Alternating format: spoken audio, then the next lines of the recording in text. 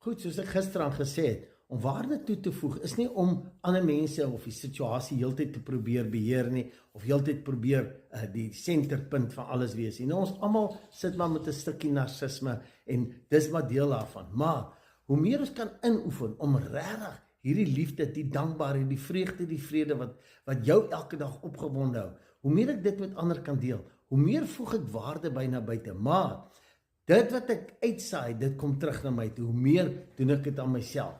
En dis hoekom ek wil jou challenge. Jy weet, so baie maklik kan jy in 'n parkeerterrein of by petroljoggie kom en as jy hom 'n tip gee, sit jy 2 of 5 rand net so uit en jy gee maar net, yes, hierso. Ek wil jou vra, nee, gaan volgende keer, kyk daai persoon in die oë en sê vir hom of vir haar, hoorie, baie dankie, yes, ek waardeer jou gesindheid. Jy smile altyd vir my, is altyd vriendelik. Baie dankie vir wat jy doen, hoor. Jy special. En ek beloof jy ry daar weg. Daai mense sit nie gewoond nie. Jy